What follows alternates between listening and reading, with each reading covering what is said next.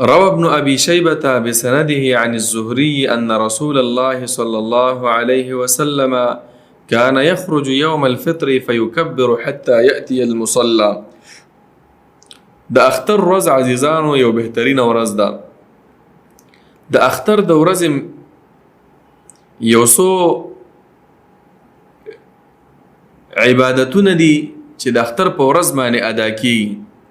هغې ته هم پکار ده چې د مسلمانانو خیال وي. د اختر په ورځ باندې چې کله به د انور د یو نیزې په اندازه لکه مثلا د یو ګز په اندازه باندې به انور راښکاره شو، نو دغه ټیم د اختر د مونځ ټیم به داخل شو. او په دې روایت د ابن ابي شیبه کې دي چې نبی علیه الصلاۃ والسلام به د وړوکي اختر په ورځ باندې راووتو، په لاره چې به را روانو تکبیرات به ویله چې الله اکبر الله اکبر لا اله الا الله والله اکبر، تر دې چې مصلی او عیدګاه ته به راورسېدو. ګوره تکبیرات به ویله چې عیدګاه ته راورسېدو.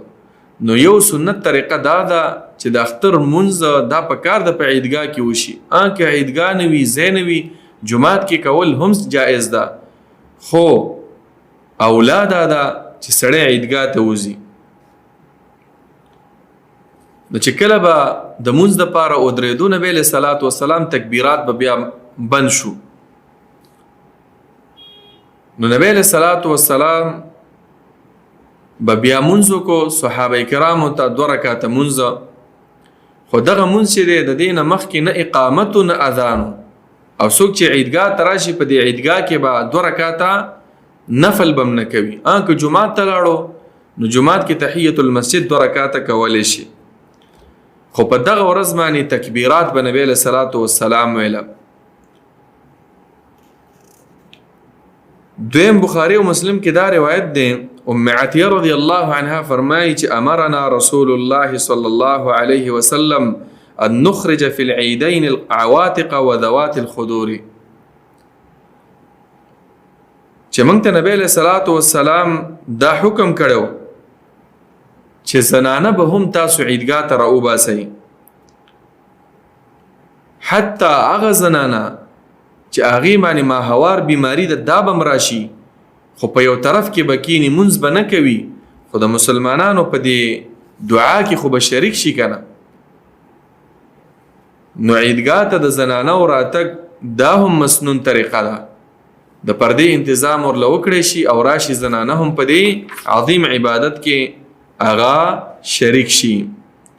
په دې ورځ باندې عزیزانو ښکلي کپړې اچول، خوشبویانې لګول، ځان خسته کول. خسته کول معنا د شریعت مطابق ځان خسته کول، دا سنت طریقه ده. اکثره په دې عربو کې دا مسافر خلک چې وي کور ته پیسې لګي، خو ځان دپاره د اختر نوې جوړه نه کوي. دا هم عزیزانو خلاف سنت کار دی. د اختر ورځ د خوشحالۍ ورځ ده، په کار دا د سړی پکې څه وکړي، ښایسته ښکلي کپړې پکې وکړي چې د چا وس کړي. بل بخاری کې یو روایت دی چې ته په کومه لار باندې د کور نه راووتې او عیدګاه ته لاړې، واپس به په هغه لار نه راځي، لار صرف بدله که. دا هم یو مسنون طریقه ده. کان النبي صلی الله علیه وسلم اذا کان یوم عید خالف الطریقه. اختر په ورځ باندې به لاره بدل کړله. او بل د اختر په ورځ باندې وړوکي اختر په ورځ باندې چې ته کله جومات کې یا مونځ کېږي یا عیدګاه کې مونځ کېږي او ته وځې، نو ته به د مونځ نه مخکې خوراک به وکړې. بخاری کی روایت ده کان رسول الله صلی الله علیه وسلم لا یغدو یوم الفطر حتی یأکل تمرات. نبی علیہ الصلوۃ والسلام به د اختر په ورځ باندې مونځ ته لا نه ووتې، مخکې به خوراک وکړو. او بیا د اختر د مونځ نه وروستو مسلمانانو ته به خطبه وکړي، په هغې کې به ورته وعظ او نصیحت وکړي.